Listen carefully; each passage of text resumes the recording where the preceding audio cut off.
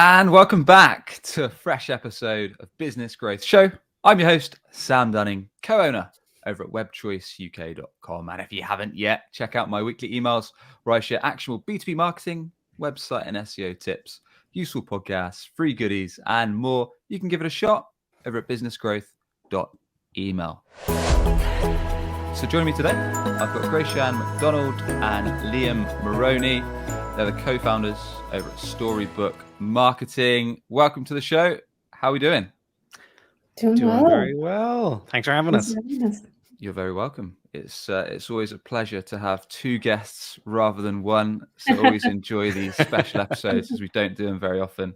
So always good fun. But diving straight into it, we're going to be talking how you can improve your demand generation results from today. It should be a spicy and actionable episode where we'll share essentially everything people tuning in need to know when it comes to demand gen and how you can serve real impact. So that said, how important is demand gen when it comes from a B2B perspective today? Do you want to go first or do you want me to, Graceanne? You take it away. I think demand generation it's become central to B2B marketing. I think it's been a big topic over the last year for sure. And I think there's a lot of confusion about what it is because the amount of influence it has seems to expand. At one point, it used to be the channel that gets leads. Then it started to incorporate content. Then it started to incorporate brand influences, demand. And I think really it's not so much a function or a channel or even a team as it is a go-to-market strategy. So it's really how B2B marketing should be thinking about generating business and revenue and thinking about it as a marketing function. Yeah. And what I'd also add on to that is I think it's one of the aspects of marketing in particular that changes so rapidly and so frequently. And, I think if you look at the last year, particularly last year, it really felt like demand gen in B2B marketing was starting to undergo this fundamental shift. There was lots of conversations around, for example, ungating your content, trying to migrate away from typical lead gen models, conversations of that nature. And particularly over the last couple of months, as the economy has changed so rapidly, worlds have gotten really intense for B2B marketers, particularly those in tech. Budgets have tightened. Everyone's sort of in this wait and see phase. I think a lot of teams have started to look backwards in a way with their demand gen and sort of revert back to their comfort zone and what they know works. And it's sort of bringing to the forefront now this conversation of, great, here's where we are. How do I get more out of this program right now, today, with what I've got? Yeah, exactly right. And we're going to get into kind of some tactics and strategies shortly, which will be good fun. But I often ask, like we've had a lot of conversations around demand gen, around go to market on the show in past episodes. But and both of you can go for this, or one of you can take it. But if you were to sum up like your one liner of demand gen, what would you say it entails? It's a big statement. I think if I were, I can go first. I think I would say demand generation is the marketing strategy of understanding how people purchase your product and creating a strategy that maps directly to that. It just sounds very, very vague, but that's because that's ultimately there are very fundamental differences. Creating brand awareness is perceptions about your company. Demand generation is figuring out why you buy a product like this and how do you demonstrate why you are a solution for that. Nice. And in terms of demand gen, like you've only got to go onto LinkedIn to see that everyone's got their own opinion of demand gen. And if you weren't too well educated on what demand generation actually entails, you could almost get like 100 opinions at the same time, because one person might be saying, oh, it's just posting content on LinkedIn. Another person might be saying, oh, it's actually putting paid spend behind your content. So if you're doing like company page content on LinkedIn, for example, getting paid distribution so you can actually target your ideal clients and make sure it's served to them. Another person might say it's doing a podcast. Another person might say it's doing YouTube. Like everyone's almost got their 2 cents. when it comes to what actually makes up a demand generation campaign. So in truth, is it all of the above? Is it just some of the above? Is it some of the above plus a bit more? Because this is just what I see on my feed like most days.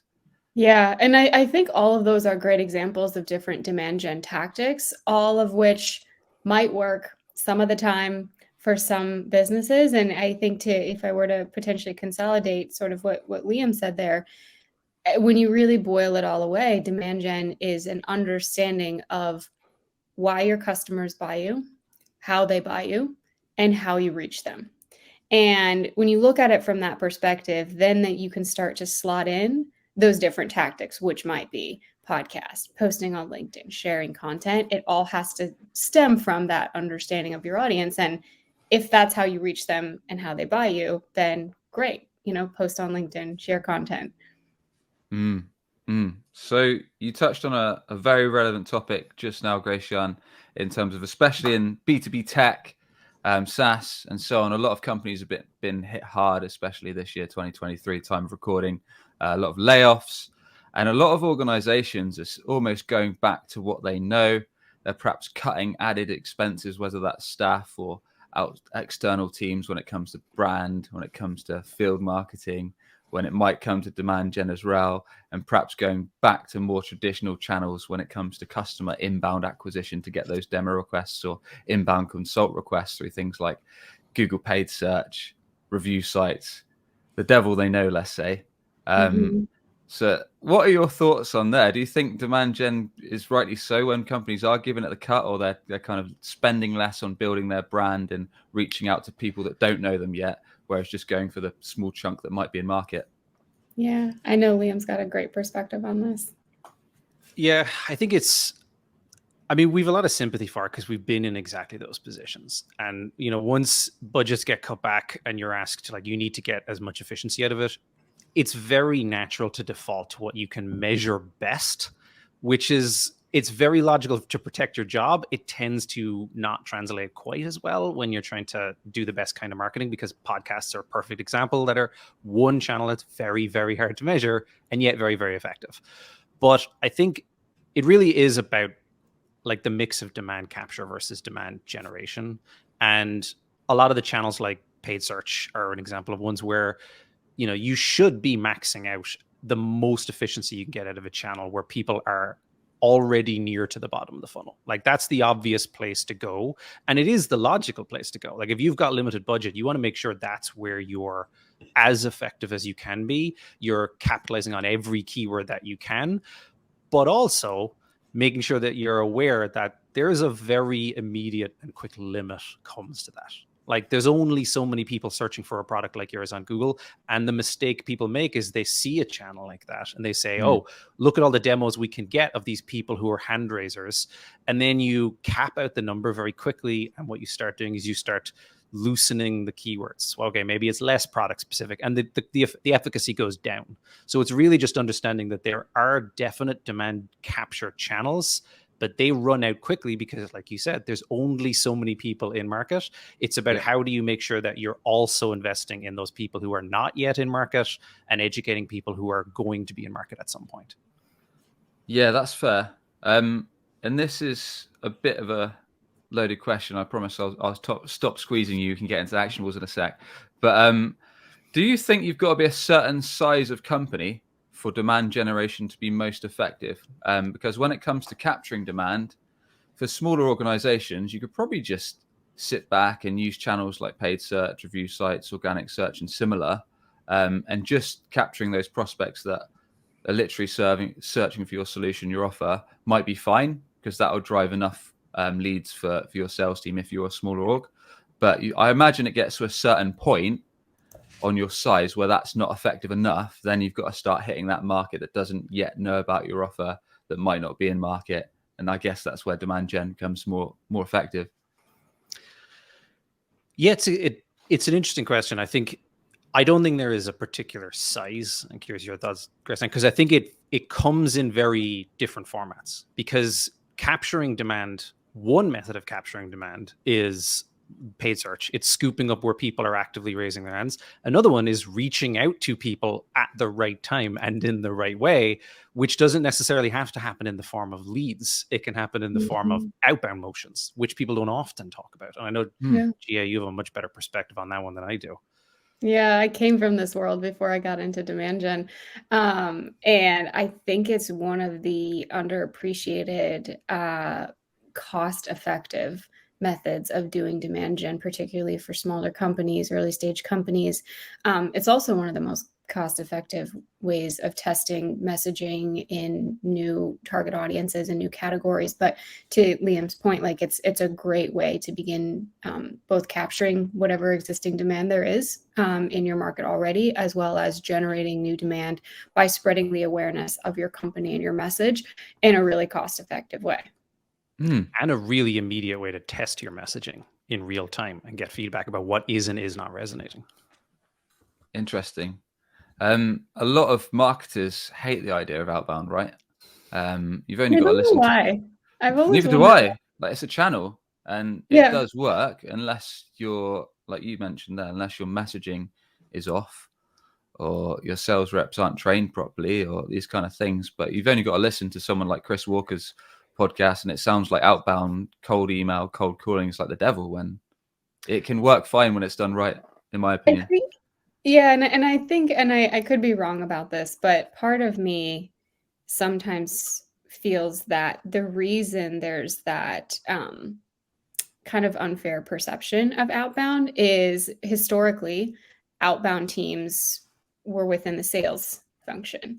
And I think when you think about it from the perspective of this attribution idea and trying to achieve perfect attribution, I think what's unfortunately happened in the past is there's this competition between sales and marketing for attribution. And when an outbound team is on the sales department, did it really come from the outbound team, or was that demo request something that the marketing team did? Or can we all accept the fact that rising tides lift all boats and everything is sort of working together and amplifying one another? And that's not to say that, I know it's a debate right now, and that's not to say that SDR teams should always be on marketing. I think there's a case for both, but part of me feels that that's why there's that pessimistic perception of outbound teams from the marketing department. I think that's where it stems from, and I would love to change that because it's such a powerful engine when those two functions can really work together. And I think that it's also that there is a lot of bad usage of SDR teams against marketing leads. Like it is a bad experience for everyone to just download an ebook and suddenly you get hounded, or the kind of spray and pray generic messaging for everyone where everyone's inboxes get flooded. It's this idea that I think a lot of where there's a bad perception within marketing towards outbound is that it feels like outbound is a bad way of acting on marketing, whereas what it should be doing is acting alongside marketing. Like if you're warming up these audiences, if you're showing thought leadership, outbound motion should be going alongside that, not directly following an interaction. Like that's where I think it feels like it's almost like you're being tracked down and hunted by a team, and it's aggressive and it's like junk mail, whereas it can be just complimentary and pointing at people who are better educated about your brand. Yeah, I think it's all fair points. I mean, a lot of the time outbound comes down to timing and messaging. And the chances are not everyone's going to go to the channel you hope they go to find your offer. So that's when outbound can be so effective, like you say, when it's done right. I've got an interesting experiment that I'm launching in a solo episode on this podcast very soon of how we close quite a significant deal from just outbound calling. So I'm excited to launch that one. But yeah, I digress. Let's get tactical. We've teed it up the conversation enough. We're going to share kind of how you can start improving demand generation results from today onwards. So what are some of the first steps? What's like the foundational layer? What's the first things that we should be doing to make this happen? Yeah, I think the best place to start is look at what you've already got. So what do you already have that you can make better use of? Where I tend to look first is your database. So what do you have in your existing database? What kind of marketing and nurturing can you do to your database? What kinds of segments do you already have in that database? Is it kind of a stale audience? How warm is that audience? I've found many times that when you really go after what's in your database and trying to, as they say, I know it's cliche, but squeeze more juice out of the orange, and what more can you get out of what you already have? I always think that's one of the best places to start. And similarly for the folks that have, like a PLG model, expired free trials, things of that nature, that can be a great place to go and say, what can we do here? What kind of marketing can we do here?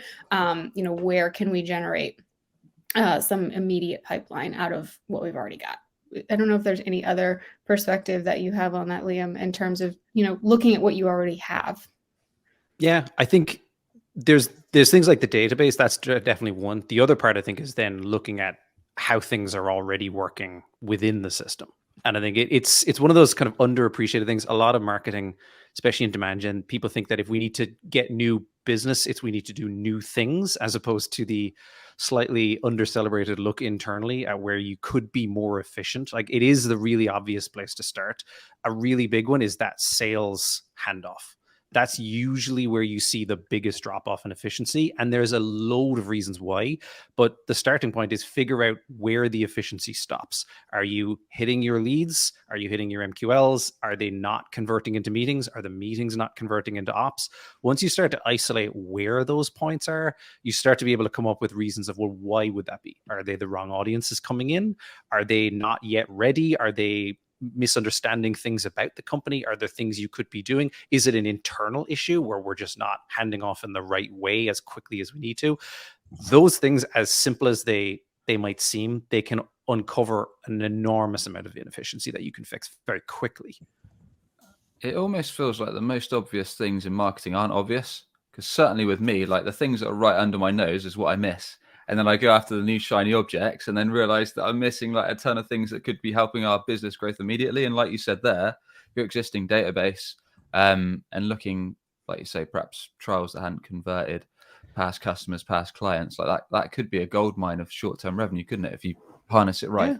And we see this a lot. This is a lot of where we work with clients, where we find that they build things and then they have pressures internally. They've got to launch new campaigns. They've got all these other things they're focusing on. And then you never return back and get that time to sit down and go, let me look through it and find, is it as efficient as it could be? Time is not a very, it's not a very plentiful thing in B2B marketing, for sure, especially for leaders. Sure. And in terms of, go ahead, Graceanne. No, go for it. In terms of sales handoff conversion, let's talk a little bit more about that. So we're talking about like the leads that you are getting in already, how effective they're going from like book a demo or book a consult through to like the stages in between up to one revenue, and kind of what that percentage is like based on each channel. Or yeah, I think it's what we often see, at least, is a metric of efficiency and just how efficient that handover is happening. It's this idea, at least from my perspective, that that you don't want to have a leaky bucket.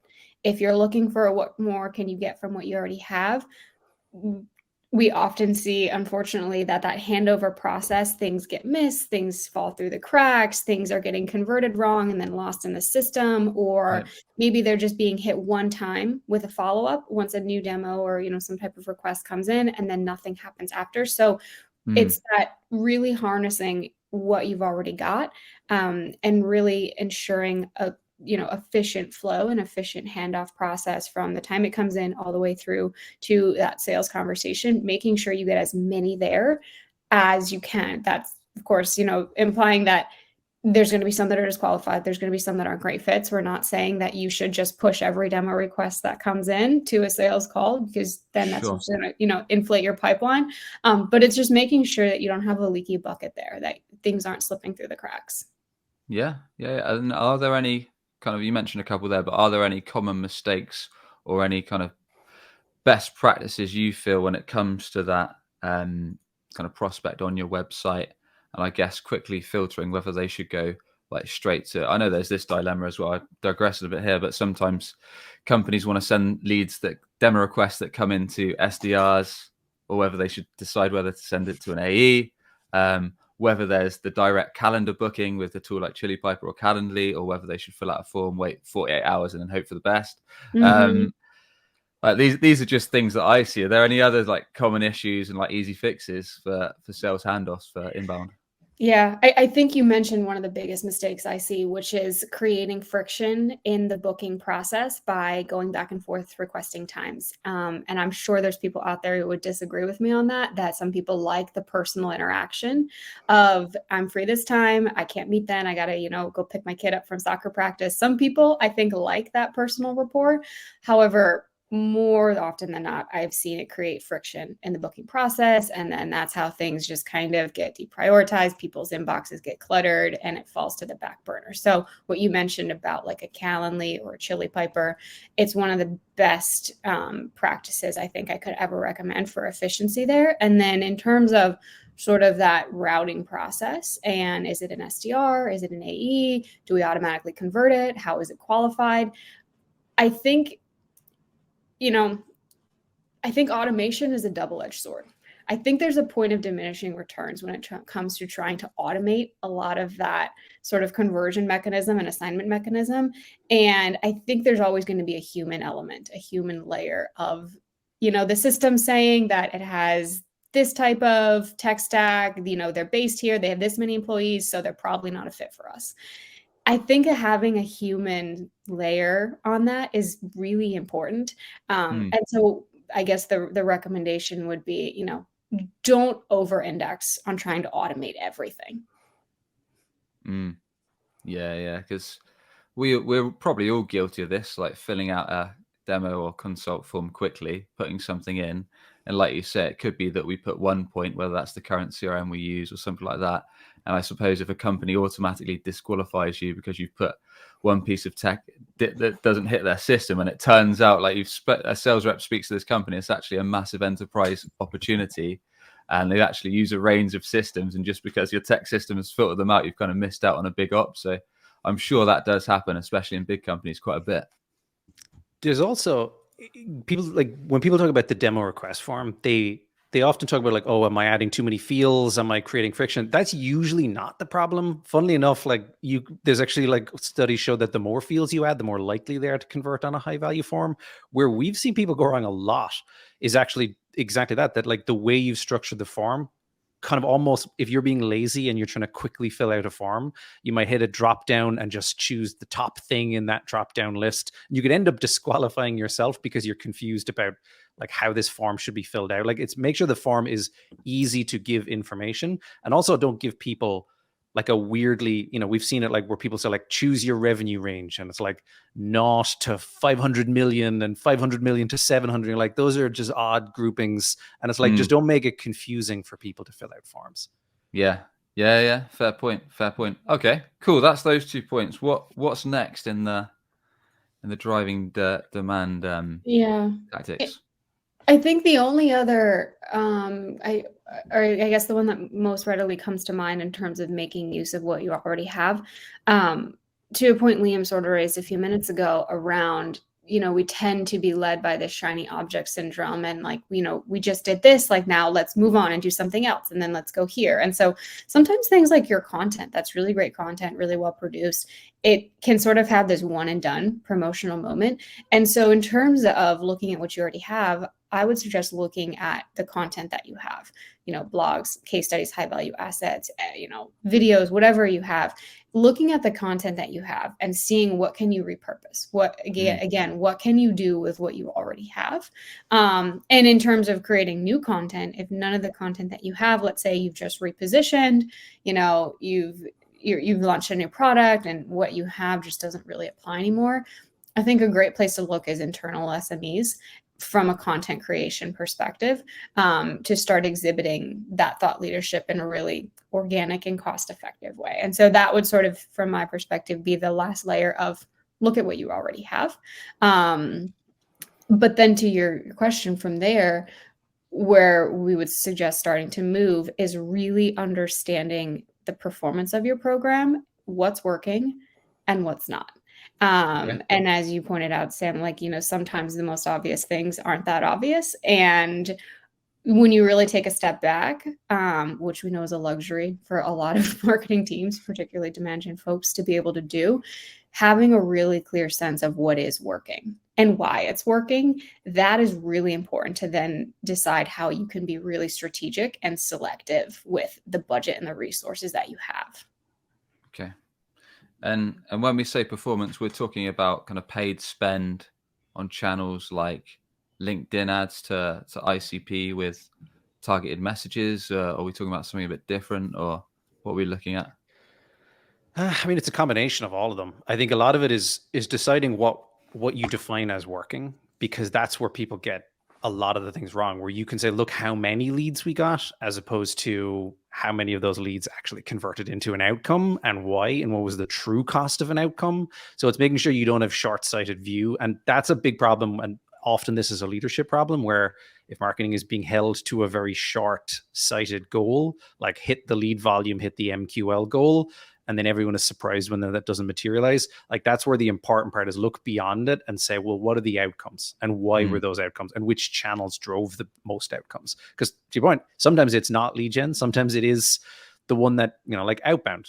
Like outbound is another great use case. And it's funny that outbound keeps coming back, but I remember plenty of times where I was, certainly as an in-house marketer, I kind of was almost competing with outbound. You saw it as like the channel that if that one worked, therefore it implies my one did not work, which, like Graceanne mentioned, is just not how it works. It is like a rising tide. Outbound should get better if marketing is doing a good job alongside it. Like, everything should improve along with itself, not against each other. Like, like you shouldn't challenge channels against one another too often. We've seen it happen before, where social gets targeted against events. Like, they're not the same. They both don't work the same way. They're not achieving the same outcomes. And sometimes you turn one off and the other stops working. So like, it's not starting to look at things as channels to compete against one another, but what is it for? And is it achieving the outcome it's supposed to? Yeah, makes sense. I know you folks have audited quite a few demand gen campaigns. Is there a common suspect that often comes up on the paid ads front that quite often is saying, oh, we're shipping a lot of ad budget here, but it's not really producing. Yeah, it's producing X, but it's not actually producing revenue on the bottom line? Yes, for a few reasons. I'm sure you can think of a few. I like some of the common ones are trying to too thinly distribute budget across too many different things. That's a big one, where you might have 10 audiences getting a small budget when you probably should have been concentrating it on one or two. Like, that's a very common use case, where when you start to break it into how many different places it got placed, of course, it was skimming the surface and doing very little else but that. That's a very common one. What pops to mind for you, Jay? I think, kind of on a similar point, the conversion rate of paid traffic and paid search and just things driven by paid. We've seen teams spend a lot of money and it never converts at the same rate as organic. So I'd say that's another big one. I suppose it just comes down to really assessing and auditing, like we were saying at the start, like how well your current campaigns are performing, and then understanding like what the bottom line is from each one. And I think it's starting to, it is following the journey. That's really one of the big things, especially on paid. I remember there was a particular client we worked with where they had a very large paid budget and they were generating lots and lots of leads. But on the surface, if you looked at it purely from a cost per lead point of view, the channels that they thought were their best performing were actually producing the most expensive like outcomes, because so few of them progress. So like, cost per lead is one of the worst benchmarks for trying to determine whether something actually is working. It's cost per outcome is what you should be looking at, like cost per meeting or pipeline or qualified pipeline, whatever, depending on your deal cycle length. But it's not stopping at look how many we got and look at the names. It's what happened afterwards. Yeah, this is a massive conversation in itself, especially with paid. Like, I mean, we see organizations invest tons into Google paid search, Google AdWords, but then they don't retarget that traffic. So they're paying like $5-10, maybe more per high intent click, but that prospect's probably not going to book a demo all the time on their first click. And then if you're not retargeting them where they're hanging out, like LinkedIn, and kind of educating them, position yourself as the authority in that space, like a ton of wasted cash just because you didn't know how to retarget or remarket to this prospect properly.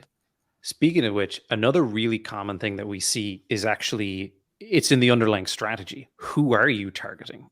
We've lost count of the amount of times where everyone says we want to target the CMO because the CMO is the most senior person in the deal, as opposed to who's the person who's most likely to take a demo and evaluate the tool. And it's marketing trying to think too closely to what sales leadership is telling their AEs. Like go up into as high into the organization as you can do. But I mean, you talk to any CMO, they're not taking tech demos. They're asking their team to because they trust their team more too. Fair point. Yeah, that's an interesting point actually.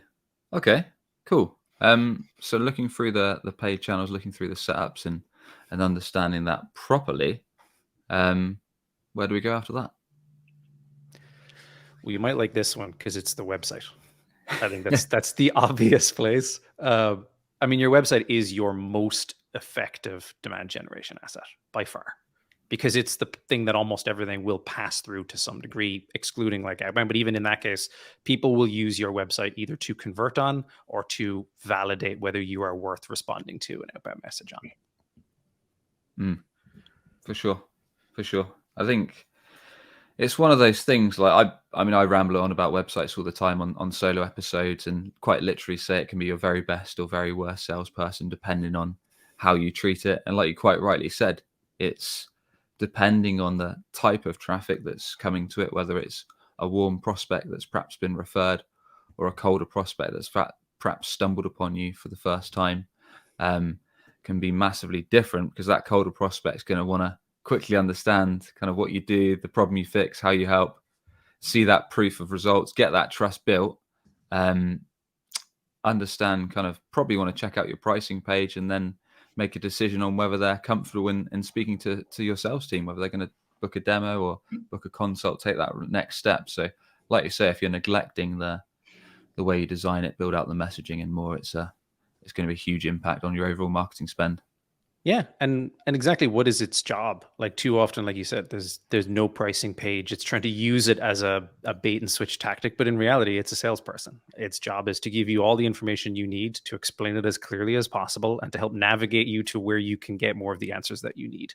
And very often, too many websites are built the same, where they follow like, oh, well, this is how you build a SaaS website, as opposed to what do we know about our audience? What language will resonate? And the last part is make sure you write it in language that they're going to respond to, not language you like to use, that like overly buzzwordy, internal, jargon filled, like the same words that everyone else puts in every headline on every website. I think many tech and SaaS companies are guilty of that. Kind of, you go onto their homepage, you read their homepage headline and you've looked at it for 10 seconds, you're still not quite sure what it is they do or how their offer helps you. Or another thing I see is sometimes companies will just have their headline as we just got funding or we just won a G2 top 10 award. It's like, that's great, but isn't that better for like your company and your investors and your internal team rather than kind of what you're actually going to offer to your prospects, aka the people that are going to buy your stuff? One of the most memorable things I heard from a CRO once when we were redesigning a website was we were arguing over the headline about what was the right headline when people landed on the site. And unsurprisingly, I was advocating for like the marketing centric one. And he was like, well, yeah, but we need to write this for what the investors will like, because they're going to prefer this language. I'm like, I think we're missing the mark on this one just a tiny bit. Yeah, that would probably trigger me for sure. It must be a strange thing though, when you're that reliant on getting cash from investors that you put them ahead of the people that are actually going to buy your stuff. Something's not evening out. Like, it's funny because it changes depending on what the environment is. But going back to like what your website is for, it is a demand generation sales enablement asset first and foremost. But that said, it will also, depending on the timeline, like some of the most traffic you'll ever get to your website is on your careers page and your about page. So you have to make sure that it like satisfies the right audiences, but not lose sight of who it's for. Like, sure, you may need to get your Series C funding, but not at the expense of how people understand what your product does. Yeah. Are there any other pages that you see? I mean, I've got plenty of opinions on this, but are there any other pages or parts of websites that you feel are often neglected? What do you think, Jay?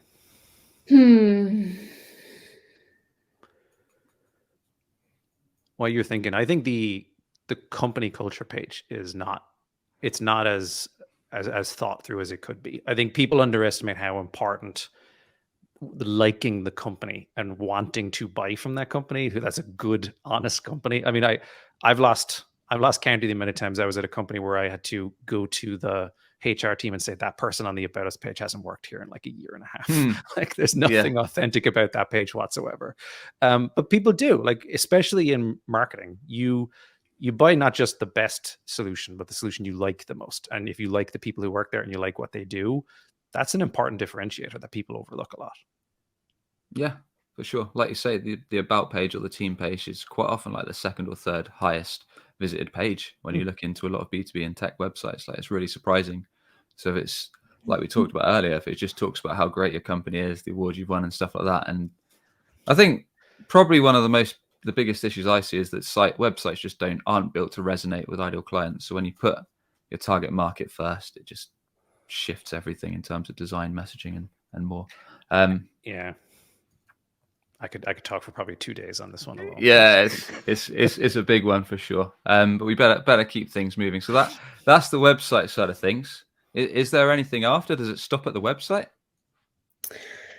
No. So I think, from there, and once you've optimized where you can on your website and you've got a really clear sense of what's working and what's not, typically there's a sort of budget reallocation there from a paid standpoint. Once you have clarity on this is working, this isn't, maybe we can reallocate some budget into this. And to the points Liam made, it's what does working mean for you, and that really clear definition. It's not always generating leads. Maybe it is to generate awareness. Maybe is it to drive more people to your site. So is that tactic or channel working in the sense that it's accomplishing what you want that channel to be accomplishing? And I think that's a really important distinction.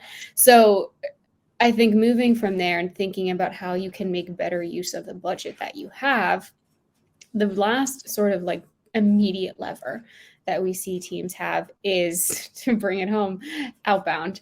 And I think it's important to kind of take a step back and looking at your outbound function and thinking, are we targeting the right audience with the right messaging? Could we be doing this more efficiently? Could we be doing this, at a better scale or a different scale? And so, like we kind of talked in the beginning, outbound is a really cost-effective, essentially free way of both capturing the existing demand in the market. It kind of goes back to that concept that not all of your target market is going to be in market at any given time. So how can you effectively capture the ones that are, while spread the awareness of who you are to the ones that aren't? And outbound is just such an effective way of doing that, particularly when budgets are limited. Of course, it's not completely free. You need to pay the salaries of the SDRs or BDRs, and you need a couple. But I think the misconception with a lot of teams is that you need to have this high-performing demand gen engine that's generating leads before you can make a case to bring on SDRs and BDRs that'll field those. And it sort of undersells the value of this outbound program and how that can really jumpstart and fuel a lot of your demand gen that then pays those dividends in the forms of like leads and demos.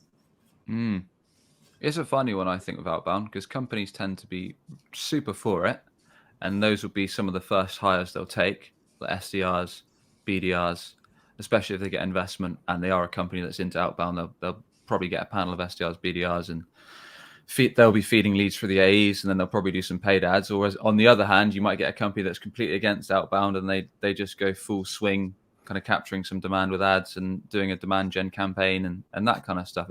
It usually tends to be a company's extremely one way or extremely the other from what I see.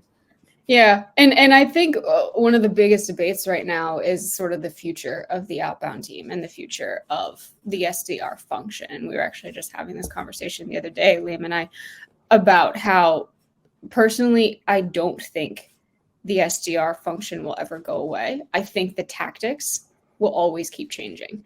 Like, I think we may be sort of cresting to the effectiveness of email, but we're seeing all kinds of other tactics, around LinkedIn, And I think the tactics are always going to change. And the way that you get people's attention is always going to change. It's always going to look different. If we think back to 10 years ago, it was almost exclusively calling. And so the way that you get people's attention and the way that we interact with each other is always going to change. But the idea of a team of people whose entire focus is going out, talking about your product and introducing your product to people who might need it or be in market for it, I don't think that concept is ever going to go away. Yeah, fair. And just to wrap things up, how we've touched on it a bit, but how does a demand gen campaign, how does that influence an outbound campaign? Well, you only need to talk to a sales rep who's trying to sell a product that has no brand awareness or any like affinity in the market, and they'll tell you exactly how problematic having no demand gen is. Like I think the misconception is that demand gen starts, leads come, hand over to sales follows up. Like, it is to make it easier to outreach to people so that they have heard of you, they understand what you do, they understand how you do it, and marketing is that groundswell that helps that effort a lot of the time. Or alongside that, it's also helping the outbound motion point towards an audience that is much more likely to be receptive to that message, because you're saying these are the audiences and companies we've been marketing to. They're engaging with it. You should be spending your time focusing on them as opposed to this other cold audience. And in theory, you should have a better hit rate from those efforts than you would from a cold audience. Yeah. I've always thought, like, with that said, I've always thought if what we're doing, if WebChoice ever fell through and I had to be a sales rep to get some cash, I'd just work for a company like Gong. Like, everyone knows Gong. You've literally just got to say, I'm working with Gong on a call, and it's like, oh yeah, market leader in sales intelligence. Yeah, I'll talk to you. It must be so much easier than working for a startup that's like brand new in that sales intelligence space. Just giving Gong free PR here because it's the first brand that came to my mind. They're not even a sponsor. Not yet a sponsor. But yeah, that's it. Anyway, really enjoyed the chat. Thanks very much for running through all things demand gen and how companies can start implementing these things to see results from today onwards. So with that, please do share more, Graceanne and Liam, about your company, about how people can learn from you, connect with you, and if they want to get in touch. Yeah, sure. We are Storybook Marketing. We are a boutique demand generation agency, and where we specialize is helping to design, to build, and to manage demand generation programs for B2B companies. So if you either are beginning in demand generation and you really want us to do it right and get it from the get-go, talk to us. If you've already got a program that you think could be working better or has stopped working as well as it once did, reach out to us, because we've been in those seats. We know how to do it. We know how the tools work. We are the blend of strategy from being leaders, but we still know how to roll up our sleeves and get into the tools when we need to. Yep. And the best way to reach us would be the form on our website, storybookmarketing.io. Awesome. Good stuff. We'll put all of those links on the show notes at businessgrowth.marketing. And I want to thank you both once again for coming on.